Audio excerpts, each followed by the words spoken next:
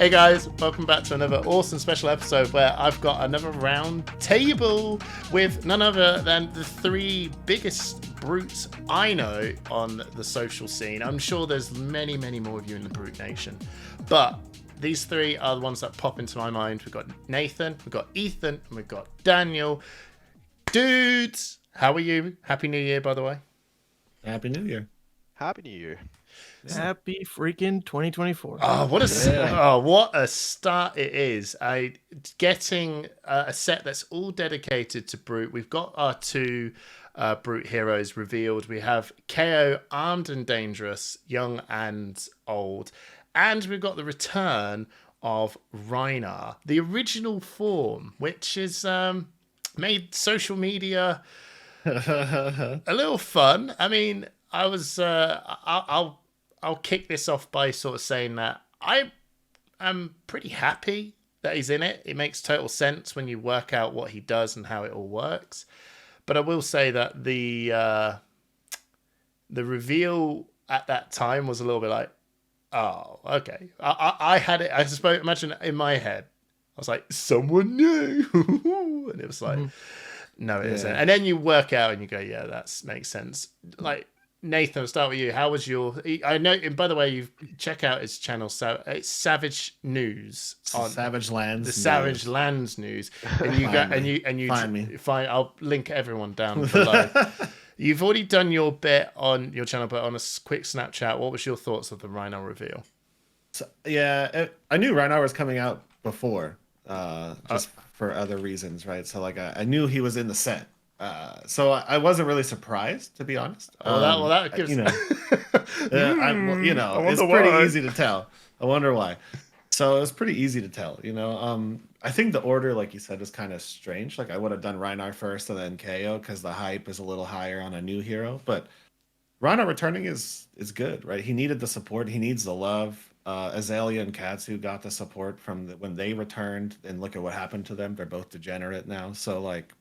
I'm pretty pumped on Rhinar coming back, and the new cards they've shown they're cool. Yeah. Well, to be fair, you didn't know if it was going to be the same Rhinar effect. Right? I had no idea if it was like Rhinar star of the show. I just knew it was right. But it's not even Rhinar star of the show. Yeah, I just knew it was going to be Rhinar-ish based on some stuff, some things. Yeah. So were you holding out hope that it was going to be a star of the show version, or? I was not. I was. Okay. It would have been cool. It would have been cool, but I didn't. It's really hard to change Rhinar conceptually from what he was before. Like discarding, like what are you really gonna do? Like, So I'm vibing that they're gonna give him another shot at being competitive. So I'm here for it. But it would have been cool to get like a monstrous, overpowered star of the show Rhinar just to play for 1 month until he LLs. That would have been cool. But no, I'm happy. What about you, Daniel? What was your thoughts when you saw the man? I was... Maybe I should lower up my expectations for the next previews in general, because I was like, dude, I want to see the new Brutes. And after watching Kaio, that was really exciting for me, because I think LSS did something really good, that is the fan service. Because when you see a new hero, it's like, oh, it's a new hero. When you see a young hero becoming a big hero, classic constructed heroes like, oh, it's Kaio. The first thing I did was buying my 3 Reddit rolls, my 3 foil Reddit rolls. Oh, man of my heart. The hero will be like that. Then I read the text, but it was, oh, Kaio, let's go for it. Yeah. But yeah, Rhinar for me, it has a space on my heart, and it's something I will try for future tournaments. And I'm really excited because the design space is quite good for Brute in general, because if you see how the guarding works, you can see that it goes with Wagger, and maybe the design space with the blue cards is not that big. If you see the design of the warriors, one plays with Wagger and the other one goes with red and yellow cards. But as long as you see Rhinar that is having support, it's like, okay, we're going to get 6 strength cards. That can only improve the hero, It can only go to the top side. The power level can increase. So I think it's quite good. And also watching Kaio that goes in the same direction, that makes me have a lot of faith on Brutes. Maybe Maybe we can have a TRS deck on the pretty next. good. Yeah, Yeah, we already do, dude. It's Levia. Come on. Oh. Go on, Ethan. I have to say, for the Levia dude, you had a Rhinar run in at some point, right? Because you took him to some tournaments. So Yeah, that's fair. I had a really good season. I actually listened to this guy. I don't know if I'm pointing in the right direction, but Nathan. Nathan was preaching that Rhinar had a metagame back when Oldhim and Dromai were kind of the top decks, where Lexi was like obviously good, but running into issues, actually beating Oldhims that were running either the buckle strategy or pure fatigue or Dromais that were just playing it well. This is kind of like the Pro Tour 3 meta. That Rhinar was in that perfect spot where if you just win the first couple rounds, get past like the random matchups, then you're in the right bracket to just completely, have just an easy run of the event. And that happened for a RTN in that season where I legitimately just like beat 2 random matchups and then played nothing but Oldhim, even some of the best like Charles Dunn, and like won the whole event at this RTN. So I took it to Pro Tour 3 under similar idea, and ended up being the best Rhinar at that event. Only 35th. But there we go. I did Rhinar a little bit proud for a while, and I genuinely enjoy the Romping Club Rhinar. It is like probably my second favorite deck in the game. But if I'm gonna play an aggro version of a brute, it's got to be Levia. So I tend to look at Rhinar in a completely different archetype because that's where he's completely different than how you would play a Levia deck. So I love the green man. It's good. You also play the Romping Club Levia, right?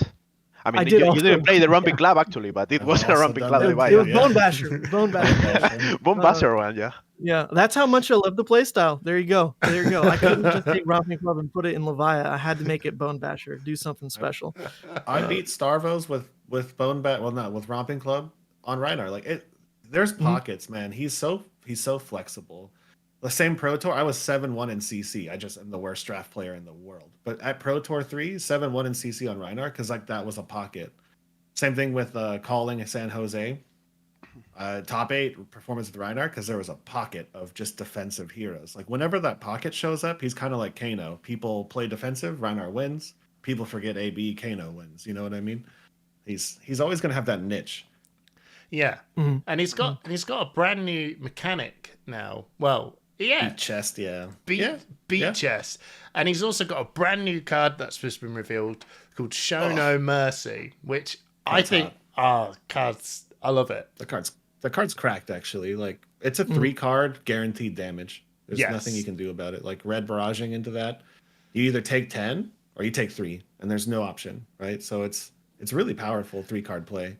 Yeah, the fact that it constantly checks as well was something I missed when it was initially revealed, and that was like that because you almost don't read into brute cards that much because they normally always have been so vanilla. But then you just see the printed 6 and you see +3, and you're like, okay, so discard somewhere, it gains +3, whatever. You give it a closer read, it's like, wow, there's actually an interaction point to give it +3, which is very, very special. And the fact that it's constantly checking, right? If your opponent's blocking down with cards and then oops, has no hand, that's a +3, like in the middle of your block step. It's so cool. And you also you can check that there's some synergies with the new cards that can be as an instant you can discard 1 card and gain 1 token. Yep. You can do it in the middle of the attack, intimidate 1 card and have that +3. Yeah, so you have a lot of tricky things you can do there. Have you been playing with the instant discard cards a lot? They're so good. Yeah, mostly in KO. They're incredible. I'm sure in Rhinar the added intimidate is massive, but we used to run Clearing Bellow, which is a 0 cost only intimidate block 3. Yeah. Now you have an attack that does the same thing. It blocks 2 though, but now you can send that attack for 5 or use it as an intimidate card, which is like more flexible, you know. Yeah, and occasionally you can play it if you go second. Yeah. You can play it on the first round and have something, you know? An agility token on turn 0. Rhinar's blues are all so trash can that like that is a significant improvement. Yeah, so far. Especially from the Romping Club build, though. Oh yeah. Oh, true, because it's giving +1 to the club. Like it's just action economy, right? Like without needing to roll scabs, just get everything going. Yeah, and also as you go again, which is quite good on that deck because you don't have go again because you don't run Klaus, you know. Sorry, go on, Ethan. Go. Oh yeah, just and the whole like arm piece situation in that deck as well has been strange because you're not necessarily like a scab skins deck. So just saying, there might be new armor pieces that come out that make this club deck look more holistic. It's either the chest piece or the arms there, What you right? say- It's one of the Yeah, two. What are you saying, Chester Ethan? armors. We're getting What are you saying, we're getting Ethan? something. What are you saying? There are pieces. There are pieces to this brute puzzle. Either that have chest not piece been or arms. revealed. We're either gonna get rid of gloves or we're gonna get rid of our dress. Oh, they'll probably super troll us, right? And go, not only does Rhinar come back, you also get your legendary scabskin leathers. There's no way. That card's If they great. put that in There's no draft, problem no with way. They did it Well, once. it'd be the expansion slot. They did it once. That'd be the expansion. Okay. I'm quite sure that the new legendaries. I mean, I'm quite sure. Are I'm you not quite sure? I would like to be sure, but my speculation is that the new legendary piece should work with something for discarding cards, with the new mechanic, with the chess one. It might The- be. the- Yeah, the it might be a business- chess the business piece one. called because we're sick. Resource generation. Because we Maybe don't. the monkey. Rhinar's been living the world, right, for a very long time since I've started playing, that he just wears a tunic, right? And everyone puts Shrek in a tunic, and it's like, just tunic. Tunic does really a cool job for Rhinar, right? But it's not really thematically what you want to see, a big old brute boy wearing. Or you might do. Who knows, right? Who knows? Yeah. But it would be really cool to actually have a chess piece that has the text "Beat Chess." The chest. You know that's going to be like just such a flavorful fan favorite thing. And I'm amongst some brute. Mega brute content creators. I reckon one of you guys like sitting there going, "Yeah, well, little do you know, I already know you." I'm only joking. I'm not going to pry down that. Anyway, so Rhinar coming up with Beat Chest as well. So Beat Chest being a brand new mechanic in the game, which is effectively doing that thing we've always said. Wouldn't it be really cool if you could just choose your discard rather than it just being random as? And now they've literally just given us a card that goes, yeah, you can choose it now. How do you guys feel about that? I'll start with you, Ethan. Oh, this is it's actually really cool, I think, for bringing back more discard synergies to Rhinar, because there's this misconception that Rhinar actually runs the discard cost cards, but they're just so bad that you don't, right? Like maybe you see Breakneck Battery, but not really these days. You're going to see like Blood Rush Bellows because it's a huge enabler card, and then some of the draw discards. But any of the other discard as cost are just frankly so terribly off rate that like you just don't want to play them. So to bring back discard as this not quite cost, but as an additional effect, if you do so choose with Beat Chest, actually brings together more of this like trigger of like playstyle that might actually work around triggering Rhinar's ability intentionally, rather than just, okay, it's all about combo turns, barraging with like your Alpha Rampage, your Blood Rush Bellows, 3 damage guaranteed with the Intim. That's kind of the only places you see Rhinar's Intimidate really like in its current builds, I'm pretty sure. So with Beat Chest now, you have more opportunities to, because the cards are modal, you can either trigger them or not. You might just happen into these circumstances where now you're playing into Intimidate more, and then you have more opportunities because of more mid-range decks in the format, presumably, to get additional value from banishing like maybe block cards that are run more now. So I think it's really cool to bring the Intimidate back into some of these in-between turns on Rhinar rather than just leave them for the combo plays. Yeah. And maybe adding cards like Different Reactions may not be a payback for playing them in your hand, because you can play your whole turn without discarding that card that ends your turn. And I think also the design space is big, because you can, there are a lot of cards that doesn't work with this new keyword. Cards like Skullcrash that has to be discarded randomly doesn't work. So I mean, the design space with different cards, they can create a lot of cards that have effects discarding, and it's something that can be really good for Rhinar. Yeah. Cards like Beast Within, maybe. Yeah. I mean, just that keyword existing and you draw into a Beast Within means that like your Intimidate value is now completely paid for by Beast Within. Like, he sacrificed a life, and that's huge for him. I mean, the main problem with draw discard or normal discard cards in Rhinar 2, aside from being like half the rate of any other card in the game, is that Rhinar must play the yellows and must play the blues. He has to. The Blood Rush curve is too tight. So a lot of the time, you're just stuck with 2 blues in your hand, and every one of your discard cards are 50% chance to not function at all. And so this is just a nice way to give you more, more penetration opportunities on cards, on turns you have extra cards, penetration. I saw your face, Ethan.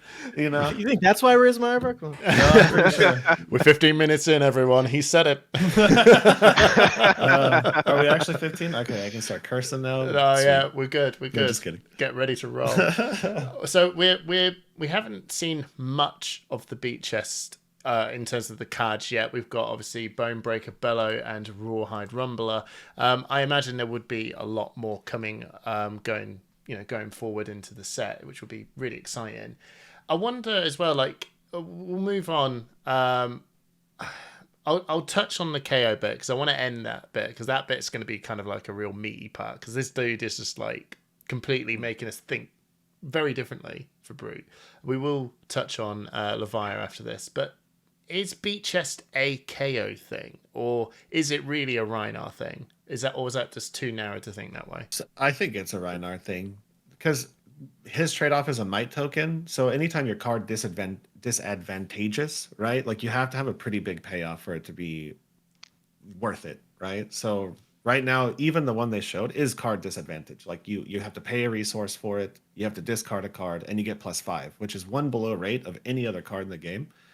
Right? Any normal 0 for 3 go again, it's below rate. And so KO's might token, I don't think like truly makes up for that. It's kind of hard. The thing though we don't know is the weapon, right? So it's very synergistic with Romping Club, but there's probably more weapons, and I think the weapons are gonna. I don't know. I have a different theory. I have a very different theory on this. Really? Yeah, go for it. Go for it. Nothing to do with Brute, but look specifically at the Olympia cards. And you'll notice, like, he's not tied to a specific weapon, right? He's got a leaf. Whereas he'll have a leaf weapon. In his specialization, he's got like an axe or something, right? So he is the one that across his 3 arts is not tied to a specific weapon. Whereas like Betsy's this giant log. KO, we see the mandible claw again. Rhinar, we see the club again.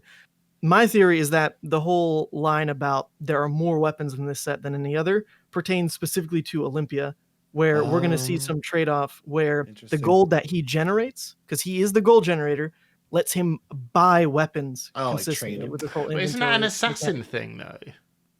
Buying buying back. It could be. Because they literally not buying weapons. They don't buy their weapons. Well, they got the grave one where they can lob it and buy 2 silver to bring it back. I don't know. I don't know. They buy back their armor. That's more the assassin thing. They buy their armor. But imagine Olympia's in there. He's cheering the crowd. He's like, throw me an axe, throw me a spear. That's what I see with this whole. There's a lot of weapons in all the inventory rules recently too, right? Like, to help support this kind of stuff. So there is the whole new inventory concept that we haven't gotten super far into. So maybe the set is the inventory idea. Yeah. Okay. Is there anything else you want to? Well, Ethan's. I'm thinking of Olympia now, even though really, we all know he's just going to run the battle axe, but that's just me, right? That's just me. Is there anything on your side, Daniel, with the beat chest into KO? Is there anything more you want to add to that, or do you think it's just more of a Rhinar thing? I think my point is quite similar to my friends here, that maybe the beat chest maybe support with your weapons. So maybe using 100 weapons like Kaio doesn't fit too much with beat chest in general. Okay. Because if you have to pay one, you need a blue pitch. You need to pay 1 cost, and you have to discard 1 card. That makes you play with 1 or 2 cards depending on your arsenal. So maybe the weapon is the pilar that you have to play. You have to play that turn. Mm-hmm. Yeah, cool. So maybe it has more sense. Even I think even in Levia has more sense than Kaio. Wow. The May discard, I think, is the most important part. Like that's Yeah, the first exactly. time brutes get a May, and now you just have these cards that have two purposes, and you have a beast within your hand. You can pop off, right? Like you can be like, okay, it's worth the May clause, or it's not. And I think that's new for brutes. They never got that before. The May is also important for limited because if KO's not trying to play into beat chest, doesn't matter. He's just playing with vanilla brute stuff again, which is what brutes have done for ages. So yeah. you know, well, Daniel, you've done an amazing segue. Thank you so much. You said Levia, or is it? Oh, hang on, Levia. No, brother, Levia. In Spain we say Levia, but we say Levia because we respect Ethan. When you speak English, it's dude, right? We say Levia in the UK as well, and that's, you say Levier. That's just wrong. we miss a couple of letters out, it's typical UK stuff. Levia, thank you so much, Daniel, for segue into this. So, Ethan, is there anything in this set that you've seen so far that is making it very exciting as a Levia player to get your hands on some of these new goods? I know it's very small at the minute, but that's okay. The best part is that everyone looks like fresh meat. Levia is going to run over all these decks. I'm telling you right now. But in terms of what she can add to the deck itself, so far I'm holding out hope mostly for like the Majestic slot because there might be, another one or two cards in the just either really strong vanilla stats like Swing Big that she might want to add, maybe another discard payoff card in the same vein of Skullcrack, Beast Within, something in the middle she could want to add. But then this No Fear card that we do know as of now, the whole Brute Instant, whereas additional cost, you can banish any number of cards with 6 or more from your hand. At the beginning of the end phase, return them to your hand. And the next time you'd be prevented damage, prevent X equal to what you banish plus 2. Yeah. That card is like, it's interesting. The first time I read it, I thought you had to banish your whole hand. And so I completely wrote it off. And I circled back to some conversations that the League of Levi was having around the ability to use this with Diabolic Offering, because you do get to pick the cards that you banish. It's not just like, no fear, play it, banish your whole hand, which is what I thought the mechanic was. It seems very brutish. But no, it's a brute. Yes, he has no fear, but he's making choices. All right. Rarity for brute. And what it gives you... A brutish thing will be at random, Yeah. Exactly. I'm not used to expendable whims. I'm like, there's no way this card's But you can make plays like blocking with Diabolic, and then it's got no defense baseline, but using No Fear to banish will actually then trigger it to block 6 on top of the floating damage prevention that this has. So it's not just good at blocking like tall attacks, but potentially like wider attacks as well. Because if the Diabolic's blocking 6 up front, the No Fear still blocks like 2 later down. So the next time you take damage, or stack it up to 8 blocking just the 1. Or actually, you're banishing 10, cards right? well. So it wouldn't even be 2. It'd be 3 block that you're getting out of it. So 9 total, not 8. 9, or if you banish more, it goes higher. The card also, in theory, flexibly could turn off Blood Debt on your own turn in some like panic state where most of the cards that don't have Blood Debt can't turn off Blood Debt. This is a card that actually could, where you have the hands where you draw up and you're like, my opponent full blocked. I'm a happy lad. And then you look at your hand and it doesn't turn off Blood Debt because there are those amount of cards that won't do it. This is one that's in the middle spit, like a gray area where, it can, while not being a Blood Debt synergy piece. It does have issues playing into Consumed because once your cards banish face down, you can't add them back to hand. So it's like strictly, it's like strictly good in the early game to get that effect off. And then late game, it's like really bad because I guess it just blocks 2 as a red, which, okay. That's fine. It's just a 2 block. Like, what can you complain at that point? Like, there are a bunch of cards do that. And it's at instant speed. So I guess it's not like trash. But then you always have to weigh, you're adding a red to your deck that's not a 6. What do you do when you draw it on your Blood Rush turns? Levia really wants to see a Blood Rush, have insane damage, and like not really put this in Arsenal. She wants to put a way to turn off Blood Debt in Arsenal aggressively. And this is still that kind of like, you have to play it to see how it really feels, but it's interesting. It's interesting because this is one of those crossover points where banishing comes back in a way that like doesn't really matter for the other brutes. It's just a way to have a cool interaction point of like saying the cards are not in your hand and then they come back to your hand.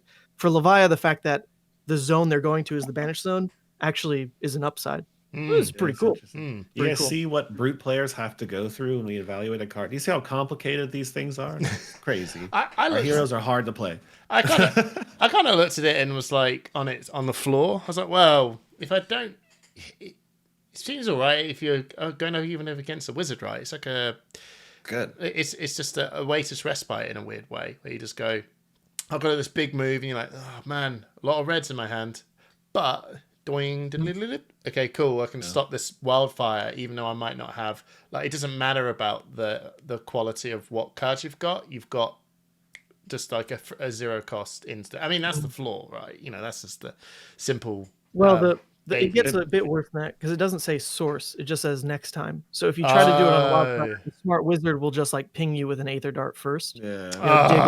Dig off the top. You have to wait. It's still good because your point of like turning your reds into block into wizard is like, that's still great.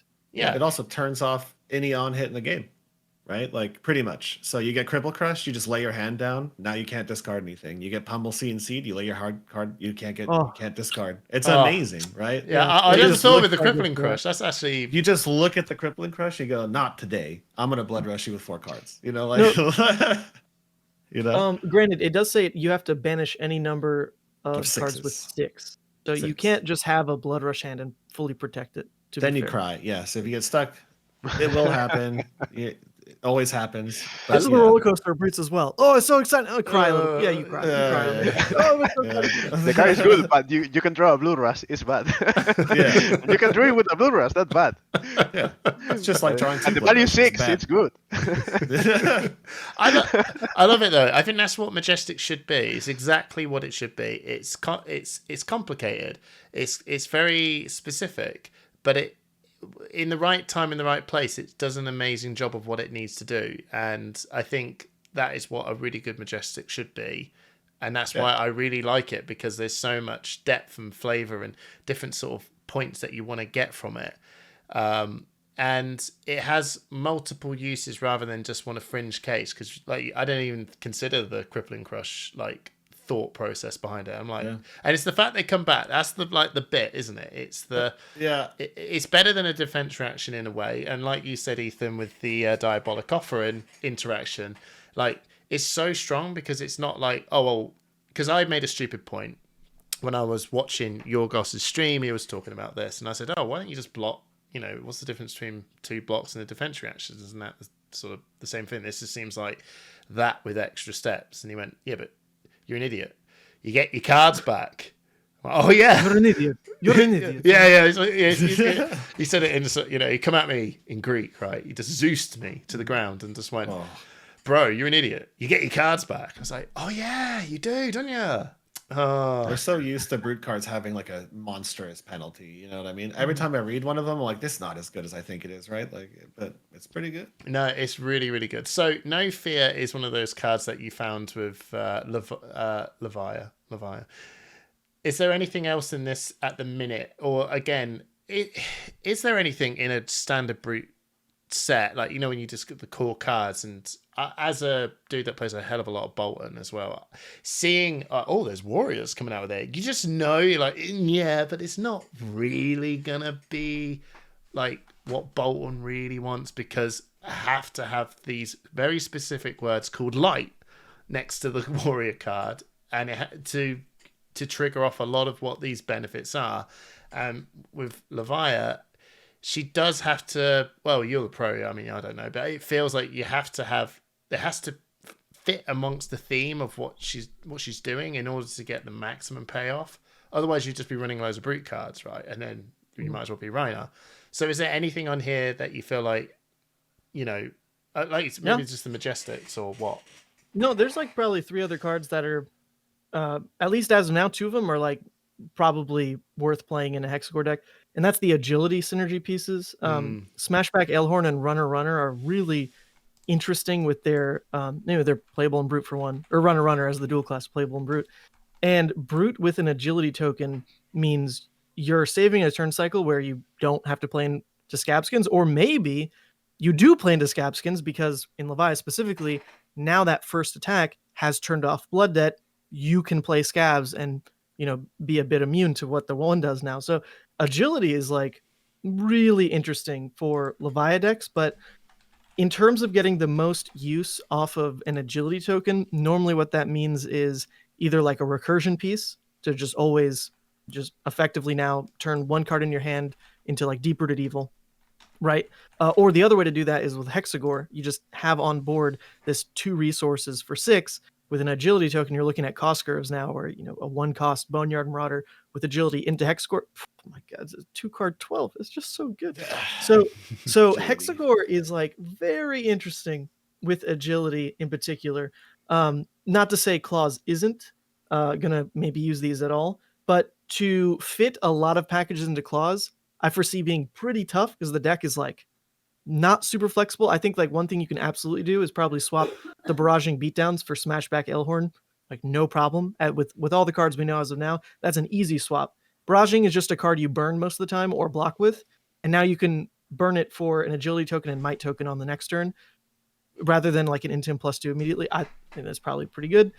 Incredibly good as well in that whole second phase of the game with Consumed, where you're kind of under pressure to close the game. Well, if you have a Dread Screamer parked, you have a Smashback Elhorn that's giving you an agility, you can easily go 3 wide on the next turn. So it seems really good. I think that card stand out. Runner in particular with the other agility pieces becomes better. Shadow Puppetry is also a card you can play in Levia that would like easily enable it. So I think those are the main ones. And then just the discard cards that we talked about previously, the Mighty Windups also might have a place in Levia just because it's like early game graveyard fill. The tokens could be something we're really chasing, like the agility one, Agile Windup specifically. So yeah, I think it's hugely exciting. I don't see the wage stuff really happening. That doesn't seem to matter for Levia, but no, I want to see more Clash cards too. Clash, like one True. D-Reactor, the defense card, whatever it's called, that we saw is absolutely insane if it lines up. Yeah, that's a 4-card 20 in Brutes if everything lines up, right? What is it called? Is it Test of Strength or Test of Agility? I think it's Test of Agility. Yeah, so when this defends clash with the attacking hero, the winner creates an agility token, and you both just do a top card flip who's got the highest strength card. Right. So against like any of the aggro decks, your cards are bigger than theirs unless you hit a non-attack action. So you're blocking 4, getting an agility token. Your turn starts, you can play Swing Big with a blue and a tunic. Like that's a 4-card 20. I love as well that it actually just does. It's kind of like when back in the day, Azalea used to love to run like Ravenous Rabble and stuff, because it's the opt, really. It's that of going, is this a wild ride safe? Is this and you actually go, bam, okay, cool. It's that checking on the top card of your deck for the draw discard mechanic that you can also just sort of utilize a bit of that as well. That's the sort of little cheeky thing of going, oh, okay. And you're also just opting theirs as well. You're like, oh, what could your next turn be? Oh, I know I've won anyway. So there's so much information, and it's just so like simple. I love the clash mechanic. I think I want to see that one developed. I think it's super. I mean, obviously strong for Guardian, but I think it's got some huge implications for Brute. And their worst matchups are typically aggro. Test of Agility, thank goodness, can't be running Guardian though. That's Warrior Brute. Yes, split. I would. That would be awful. It's funny that it's actually a Warrior card, because it's like, well, the odds are you probably got an attack reaction or something, or a non-attack action. You know what I mean? It's like a lot of Warrior attacks now. Well, Olympia, we don't know. Bolton, Olympia, who knows? Oh, okay, we'll see. Yes, but those block cards are very, very cool. Is there anything you want to add, to, Daniel, to the Levia chat? Luckily we have the agility mechanic, that the action economy is better than than the Might tokens in general. So maybe, as you told, that class card and those stuff will be quite good for Brute in general. And I think that also about the No Fear card that we talked previously. I think that maybe the identity of Levia is having you concentrate a lot of power in one card. Maybe with the Maw that goes for 9 for 3, you have the Dread Screamer that allows you to do a lot of go again. And I think this card fits really well with what Levias do. Maybe you can have a lot of value on each card individually. So that's a good thing. And it's also a way to fill your discard pile with cards at the beginning. As you said, with the cards that you can discard and gain tokens. Cool. But yeah, in general, I mean, all said. All said. Let's move on to the main event. Like the guy that pretty much got, I think, is probably one of the most amazing heroes to ever sort of just drop, in my opinion, and that's KO. Cool. I tell you what, it kind of feels really weird because I don't want to downplay Kasai, because actually when we saw her at Worlds, that was so exciting, and she has this. When you saw her, not when you heard her. Oh, yeah. Well, I stood right next to those speakers. I actually couldn't. I was like more to the right. I couldn't really see it that well, and all I heard was, and I was like, I think that was Kasai, bro.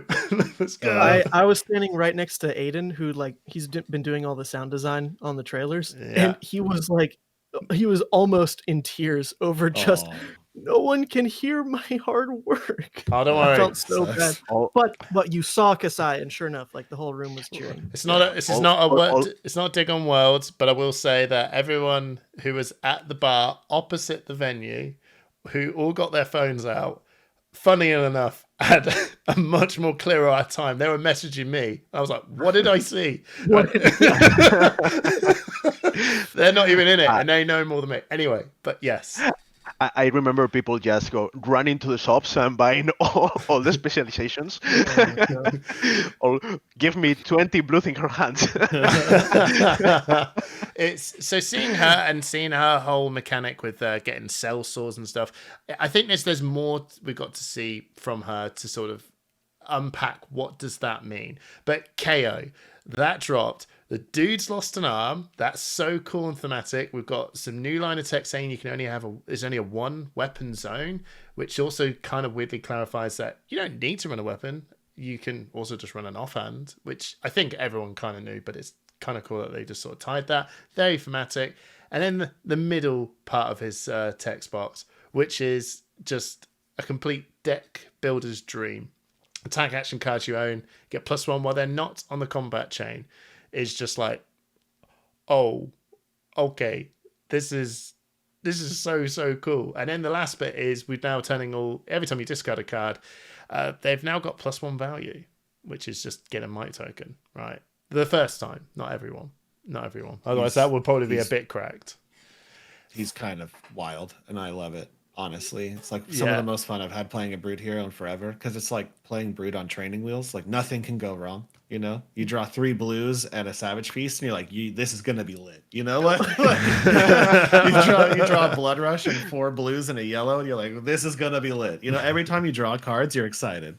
So he's super cool. I wanted to I say, think though that's sorry, Ethan. I was just on that note. Yeah. Oh shoot. Okay, go ahead, Hamish. I was just gonna say, I am the one thing that I was the most happiest about is that when they chopped his arm off, that we have finally got a hero that isn't sort of held down. Well, it's not Blood Rush Claw, right?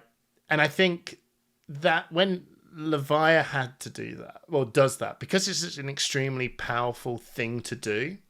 It's cool, and I'm happy they've got powerful plays, but it's like, imagine if Bolton had to just do something that was pretty much what Dorinthia's doing. It's like, we just use the same cards. It's just like, it's not what thematically I want to see another hero do the same thing, right? So the fact that they turn around, we're not going to let you do the claw thing. You got 1 claw, right?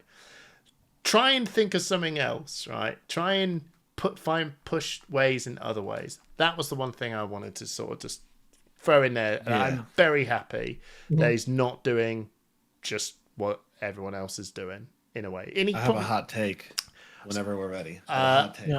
I would take your hot take after Ethan. I really interrupted you with this pointless jibber jabber. What were you going to That say? wasn't pointless because what you said is like completely on track with what I was going to follow up with.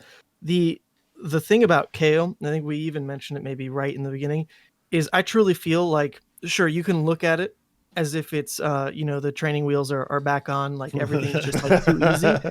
But at the same time, because of that perceived simplicity, he's actually so complex. I think the deck building, and especially because of what you just said, Hamish, the fact that you aren't just a Blood Rush Claws deck really is going to make this hero have some builds that just blow people's mind. Like I truly think, not like the first week of release, but we're going to see maybe a month in, maybe by Pro Tour, a KO deck that is just like abusing Censor, something, right? Yep. That is just, holy moly, the deck is not brain dead aggro.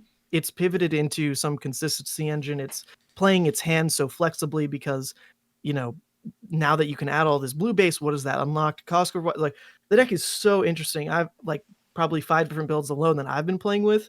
And I can't decide which one is most fun, the best competitively, or which one is really going to be the one that pops off with more card pool, because like we're not even looking at full card pool yet, right? Like, crazy deck. Yeah, that's what makes him his sort of that's what made it really exciting when he sort of came out, because he hasn't really got something like Kasai that goes, right, I've got these cell swords and I've got reds and yellows and there's some things going on with gold, and you're like, okay, you're I don't really know really what to sort of begin with here, because we need more cards. We need the set. The set is going to really flesh this out a bit more, whereas KO's text just goes, everything back there, go. You can just go make your decks. Yeah, everyone. More cards than any other brute has ever seen as well. Yeah, exactly. Like the blues, the yellows, like all that, they're real cards now. Yeah. Yep. And that's what's made everyone sort of go, oh, whoa, and that's probably why he's sort of come out of the bat like so hot. Hot take, Nathan. Go. Oh, I was gonna say, I wanted to ask Ethan this on mine, but we're just gonna do it here. Oh, thank you. When I first started playing him, I was ripping it. I was enjoying it, Berserk, all that kind of fun stuff. And then I started playing him like a little bit more fundamentally controlled, trying to get like an archetype that is going to actually be competitive. And then I felt like it played an awful lot. It felt a lot like Levia. It feels like Levia, that's easy. All of your brute attacks are +1. You do the same kind of concept, right? Like you 2 Bare Fangs, 2 for 9. Yeah, he has Levia rate cards and Levia rate go again, and is twice as consistent and doesn't implode the Blood Dead. I think it's kind of weird, but I was getting a lot of Levia vibes when I was playing her. Oh, interesting. Like way easy Levia. Like every card's overrate. Go again is everywhere, and you can't die. Interesting. When I was playing him, I didn't quite feel that. Maybe by the numbers, it starts to look similar to Levia, but by the way, yeah, the hands operate, the like complexity of cards, the kind of different roles of each card, there's like almost no crossover in that regard. But I guess if you look at it numbers wise, fundamentally, you could be right. +1 damage brute cards, plays Blood Rush Bellows, has go again. Hey, 1 claw, buddy. And where's the demi hero? Oh, you don't. Yeah. Hey, Levia's 3 heroes in 1. You don't need, bro. You don't need an extra claw when you have Wild Ride and Pulping that always hit. It's actually better than the other claw. Wow. All right, boys, there's only more. Whoever beats their chest the hardest wins. It's the only way Irish brutes know. Daniel. Yeah. Daniel. Yeah. What is the Sunflower Samurai's feeling with KO? Well, I can tell a lot of stories about that in the Spanish group. Many people telling a lot of jokes and memes about this. For example, what happens when you sleep dart a Gaio? That he grows his arm back. He forgot that he has 1 arm at that point. That's cool. Yeah, there are a lot of things like that. But yeah, I think that this is the design line I want for the game, for LSS. I think it's surprising us with, okay, you have all these card pool, and now you have all these cards that are absolutely redesigned for this hero. It's something that absolutely blows my mind, and that's what I think everybody was hyped when we saw it. It's not about the hero, because the hero by itself, the ability is not that exciting. As Nathan said, it's a +1. Yeah. It's a +1 and deck building restrictions, but But yeah, it's the way I want to see the game improving. And also on the other hand, it's funny because we all see different ways to play it. For me, for example, the first thing that came from my mind was Ravenous Rabble, Roast the Ancients, Hell Talus yeah. Belting, a lot of Go again. So Yeah. a deck Yeah. that is more aggro than Rhinar, but without intimidate. But it's yeah, you have a lot of good 4 cards turn, but you don't have a weapon, so how can you fit that? And it's something that, for me, as soon as I see the new weapon, the new 100 weapon, I will have a solid opinion about the hero. But at this point, I don't really think advantages over Rhinar in the game plan in Interesting. general. Maybe the slot on the meta. I think it's right in the middle, as you said. It's like it's not Levia, but it's not Rhinar. It's right in the middle, but it's in a weird spot. No, But let's see what happens with the spoilers. I Yeah. yeah, What? I think the way that I've been playing it most successfully is definitely somewhere in between the two, where I've just looked at like cost curve of KO and like what can he do that's so unique compared to the other two. And for one, that's like more consistently have a blue after a draw discard Yep. is like one of the main things that he can really get away with, because it feels like such a high roll in Levia or Rhinar when like you play your pulping or whatever and like you still have a blue. You're like, oh my god. So KO, because that's like so easy for his game plan. I've tried to look at him as a deck that's trying to use 2 blues, like a 6 go again, into claw into a 2 cost, and I think that's where he might be nutso, is if we see even like one more 2 cost chain ender style attack, even if it's like a watered down riled up, where it's like a 2 cost as if you've discarded like +1 or something. That's the cost curve that has felt the best for KO, is just go again into 3 into chain ender, and the fact that that chain ender can be like a CNC, just also kind of nuts. So in if I can add something that maybe Kaio for me has to play with a lot of 3 cost cards. And that is something that they can explode because a lot of brute cards have 2 cost. Yes. Maybe with the 3 cost, it's a good spot for design. Like the I've been finding that madcap one, the one that is pretty much what's it? Endless more, Yeah, but it's it just if you discard, get +3, and then you get a might token, so it's like 3 for 10 for. Yeah, I've been finding a lot of success with him with just being the most aggressive brute, right? Like he can play Savage Beatdown so easily. It's crazy how many blues you have in your hand. You can end a chain on 12. Like full stupid blood rush, reliably hit your expensive cards like you said at the end. So those 3 cost cards, those like awkward intimidate cards like Savage Beatdown, he can end his entire blood rush chain so much easier than Rhinar on those heavy hitting expensive cards. So I'm hitting 22 to 26 damage blood rushes like regularly. Wow. Which is something Rhinar had such a hard time doing, because unless you drew that second blue, unless you had your tunic up or heart and cross trap up, you were stuck. It was always Claw Claw 2. But he can do Claw Claw 3, or he can do Claw Claw discard 12. It's kind of, or not Claw, but Wild Ride Claw discard 12, which is just crazy. being the better aggressive brute is also interesting in what it does to Rhinar then, because if KO is like the better blood rush user, even though he's got 1 claw and like Levi is also doing her thing, then if you're playing Rhinar, it's probably not because you just want to run him as blood rush claws, right? In theory, defensive but Rhinar. instead defensively, because he's the unique brute in that lane, that's just a win-win-win for like, I mean, LSS would have nailed it if like that's what happens with brute after this set. Yeah. Wow. Kaio has a lot of room from improvement. I mean, they have to improve the card pool in the deck by itself, not by the weapons or the equipment. So that'd be maybe even beneficial for Rhinar. I mean, you cannot improve Kaio without improving Rhinar, in my mind. Yeah. I mean, just yellow pulping and Wild Ride. Playing those cards is crazy how flexible they are. Like, yes, they're 5, but like you can pitch them. You can do all sorts of interesting things with the yellow variants, and you just have 9 copies of 9 copies of Go Again? No, 12. Sorry, 12 copies of free Go Again. Also, 12 cards that don't block. Sorry. Yeah. Yes. Who cares, baby? You're an aggro brute. I mean, yesterday I one-shot a prison on turn 0, so it's like he's kind of wild. He can do some stupid stuff. it's interesting how the themes of all of this is that I think now we're starting to sort of like you were saying, Daniel, like near the start, the archetypes, and as we're sort of developing and working out now, is that they really are becoming their own thing now, and I think that is because of KO. Like solely KO is just opened up this completely different way of doing everything with your card pools, getting all those blue fives.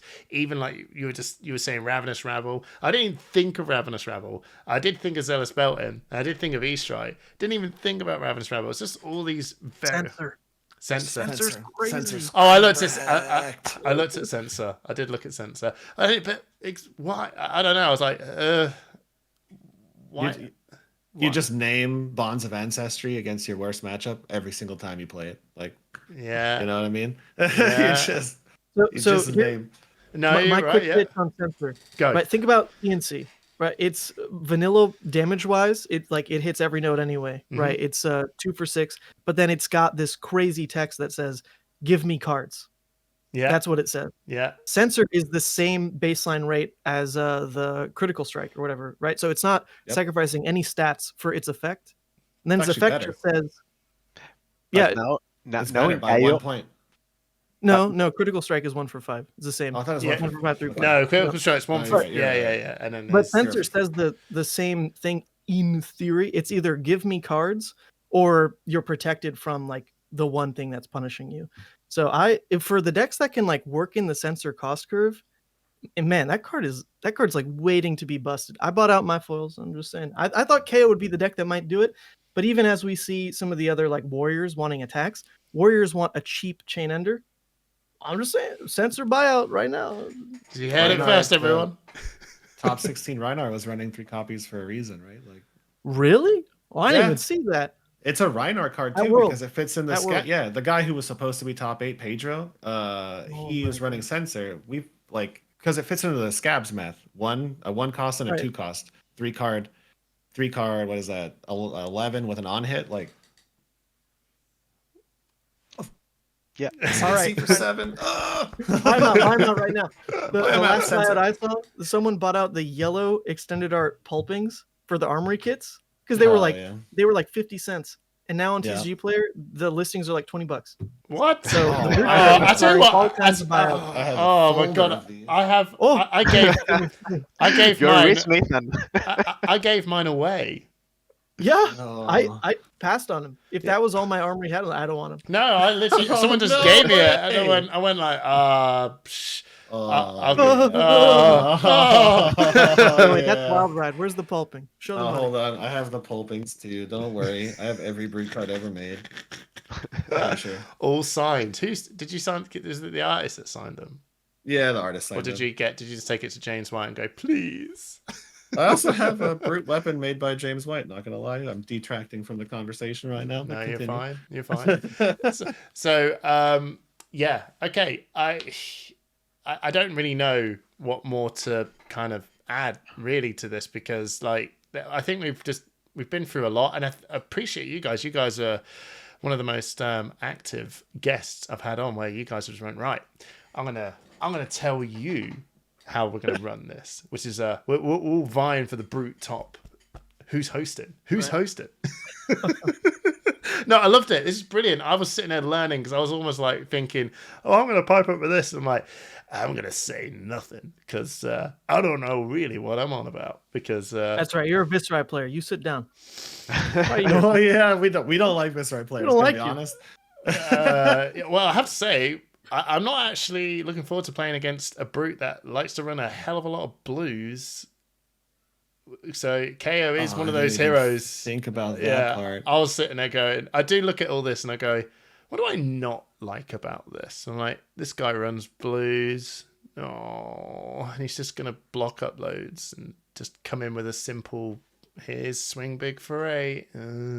Here's mad. Here's just that's what I got a lot of KO. But then I was playing against it with Yorgos on stream. And this guy's a Guardian player, and he just showed up and was like, bro, I'm just playing against Guardian. You're just blocking up like mad and just go, and here's a 10. And then it was really interesting because even like just swing big was just like 9. I was like, everything's just one more. So even if I'm double blocking, you're still getting one over every time. It's incredibly frustrating to deal with. It's really strong, I think. I don't know. Do you guys? What's your competitive thought on him so far? Good. No, that's what I said. I think it's like second month. He gets cracked. Yeah, he's good. Like Daniel said, we do need more card pool because as of now, I think the thing he suffers most from is just like he has so much draw discard if you build him that way that he just fatigues out. That has been a problem that I've run into, especially against decks with good armor. But I think there will be, with addition of better cards in the set and also some fine tuning of probably not just being a completely dumb aggro deck, but adding in more of, hey, if it's Ravenous and Rouse, whoa, you heard it from Daniel first. But something that tames like how fast he churns through his deck, and really uses like the might token to have off turns and on turns. Like you have a push turn and then you CNC for 7. Yeah. What the heck? Like that. That's where I see him. But it's gonna take a second. He's as that when I was trying to build him as well. I was looking at like my head just, and maybe this is my playing a lot of Rune Blades, and I do have a mighty collection of Rhinar. I just want to let everyone know, right? I started this game. I brought Viscerai. He wasn't very good in Crucible of War. So what hero do I want to play when I'm buying Welcome to Wraith? I got loads of Rhinar. So I've got my Scab Skins, first legendary. So don't worry. Yeah. I am somewhat of it. I'm not these guys, but I do have it. So when I was trying to build a deck, I'm always sitting there going, well, you got your core cards. These are the cards that sort of make this guy sort of functionally work quite well. But everyone has that turn. Everyone's got that turn. What is Levia's that turn? Levia that turn? Rhinar's that turn? It's the Bloodrush Bellows or an Art of War into Slithering Shadowpeed. It's that turn, isn't it? Where you go, okay, this is going to hurt. But Kea doesn't have that turn because he doesn't have the Bloodrush Bellows. He's only got one hand. Oh, you haven't played Berserk yet. Disagree with that sentence, man. It is there, but it's not. Is it that same level? So they're now sort of toying around with Berserk. Okay, yeah. With Wild Rides and stuff like that. Look, I'm a Viscerai. I'm playing around. All right. 36 damage accidental turn 2 starts of the game is like something he just does. Which is stupid. And that's Bloodrush Bellow. That's Berserk and Bloodrush if you get lucky. But the best list I have right now isn't on Berserk. It's in the sideboard for pitch stacking against fatigue heroes. Yep. Same actually. Yeah, literally, yeah. Because he also has 9 copies of Dominate, right? Like 9 copies of Dominate, which is nuts to deal with when you can spike them up. And then he also has like his brokenness is the numbers: 2-card 9, 4-card 20, and then 4-card Bloodrush combos, right? Like those are where he really pushes those unstoppables. And if you run the 2-cost Dominate cards like Pulping, like what's the other one? Wild Ride. Which one? Wild Ride? The Dominate. Predatory Assault. Like those cards close games. Like, actually, yeah, that is a 2-cost that you could run. It's a 2-cost 9 on a Bloodrush Dominate after you just 2-cost Pulping twice with Dominate, right? Like he can close the game with a pitch deck wild. Right. So it's kind of he's trippy, man. He's trippy. When I said I don't know what I'm on about? That's what I don't know. I think he's pretty cracked. We can discuss that if you do 3 Dominates, Dominate is basically doing nothing because he can block with 3 cards. Right. I don't know. CNC for 7. Yeah, I know. All of that. It's an incredibly exciting time for the Brutes. I think this is the Outsiders of the year, because Outsiders to me was this for 2023 was was pretty much, in my opinion, one of the strongest sets. It laid a foundation and it brought Lexi into the dumbest sphere. It was Codex, obviously, and a jury as well. It just did a lot of very good core strong stuff, and it kept everyone in the whole year into the competitive scene for a good while, right? And Dust Till Dawn did its thing, and Bright Lights is still fairly fresh. We haven't had a lot of too much organized play after Worlds now. Everyone's had a bit of a break. So this to me is going to be that strong start of the year set that's just went, right, Brute. I think Brute is the thing. Brute is the ranger of this set where everyone's like, oh my God, we need no. Hear me out, right? But Ready. Hear me out. But you know how it's the consistency of where does this class sit on the top 8 and most sort of like big major Pro Tour events.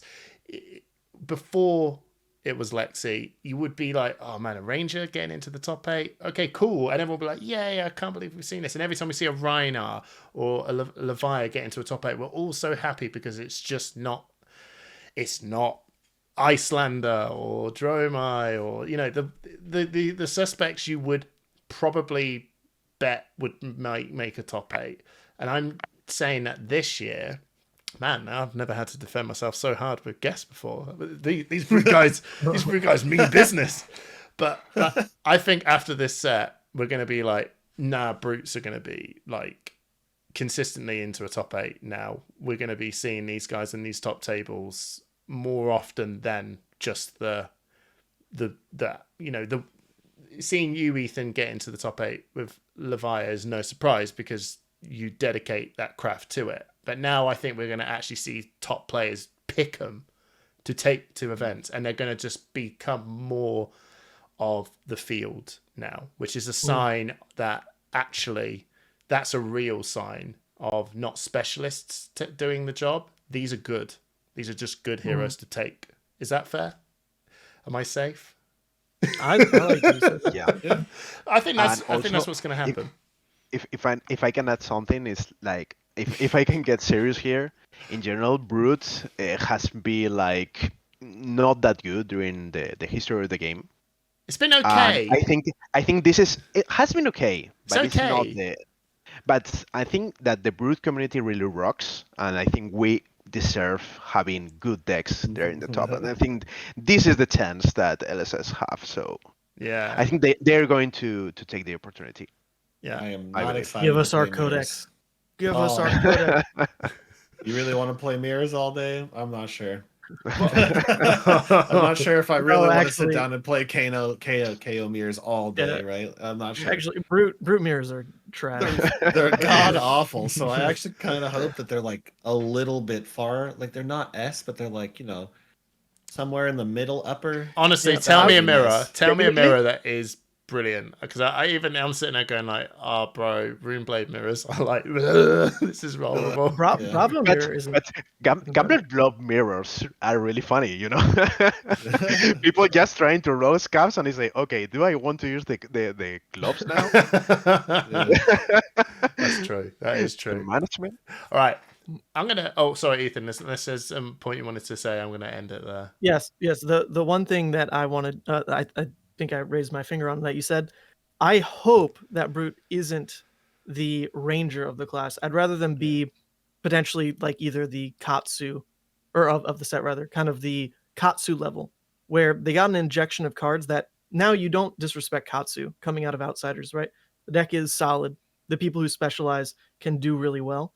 But it isn't just so obviously powerful because of a card like Codex that just breaks it wide open like Lexi really had, or some like Azalea. Yeah, but that's what I think. I think her quite vegan, but I don't want the Brute class to be the one that comes out of the gate in that Ranger power level. I'd rather them be somewhere in the middle. Why is that? Why is that? Well, because like even Nathan's just saying right here, to have Brute in a spot where it is so strong that you just pick up and it's the best deck, and specialists aren't rewarded, is actually like pretty awful, because the deck is just numbers at the end of the day. Yep. It's a very like number centric deck, and your opponent, a lot of the times when they sit down against a Brute, there are some games where not a single decision they made mattered, either because of its Intimidate or Levia just like hitting everything she's ever wanted in a game, and her numbers are just insane, and you get out-valleyed. There's not a dang thing you can do. KO might be in that same boat if like it turns out to be the Berserk builds that just run you over. I don't want to see Brute as like the top dog, because it's like actually pretty degenerate if the deck's too consistent. You just don't. there's no hit effect that you can be like, okay, this is the turn. They put everything into this dominated crazy arrow. I'm pivoting with the defense reaction. I've set an arsenal, my armor, this, that. Now I can like try to take tempo back.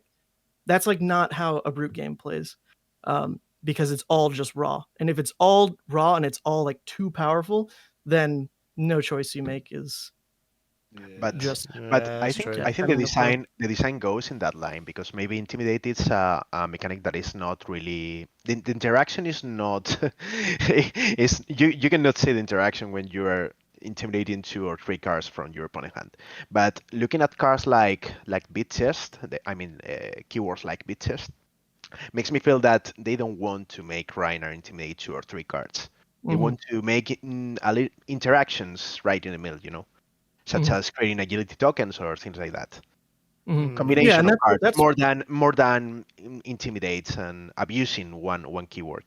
exactly, and that's what like one claw does for KO as well, right? It's Yep. like rather than stacking intims like what Rhinar had, KO would have just had, okay, it's Blood Rush Berserk, like you lose, it's too much damage.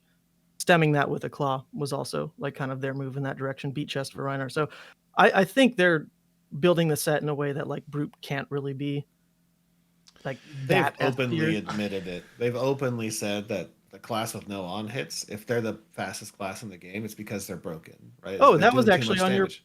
that It's was your literally recent interview. He said it I like just listened yesterday. to that. Arrow Yeah. said that, yeah. Yeah, because they're just like you said, purely a numbers class. So if we are the fastest class, then that means we're running you over, and there's no interaction points. And then Rhinar especially, right? Like I'm intimidating your hand and doing more damage than you. He can never be that fast. He needs to be focused around defense and stuff like that. Like Yeah. if And Rhinar was a Blood Berserk deck, I'd quit. Like I'd take that season off, Yeah, dude. I would take that I season agree. off. yeah, that's how I feel playing Bolton when I see the Lumina combo deck show off. But if I was like, if this is the only way you play Bolton, I am playing it. I would just, this is not how I would like to foresee this. I'm a Raiden dude, that's how it should be. Yeah. I don't know. That's how I feel it should be. And it's more. It's not just one trick pony time. It's back and forth time. And my point about the Ranger is not Lexi. I meant Azalea. Like it really did turn around and go, Azalea, are you broken? No. Are you good? Yes. And can you actually rock up and do a thing? And you've got weaknesses, straight up weaknesses, but you're strong. Yes. That's what I think this set is doing for brutes. So all the heroes, I think, they're all seeming to be in that. yeah, I am intrigued about Betsy though, because I am like, there's it's, yeah, Maybe not good, but I like her. yeah. It's just like it's Bravo though, Towering is a cool mechanic, so I hope Yeah. that they expand on Yeah. it. Towering is super cool. Well, that'll be another topic for another time. Yeah. Thank you so much, everyone, for taking part. Thank you so much. You guys were awesome. I tell you what, this brute chat has been incredibly enlightening. You've been amazing guests, very interactive guests. I hope all of you who are watching enjoyed it as much as me, because I felt like I was a viewer in the great minds of the Savage Lands, which is you guys. So thank you so much for your time. And if you want to see heavy hitters in action on literally day 0, tune in to the Celebrational coming to you next week, brought to you by us at Savage Feats, me and Nathan, Feats, and everyone else. Yeah, at New Zealand this upcoming week. It's gonna be sick. Can't wait. So I will be slamming all the Nice. links below. Thank you so much. Cheers.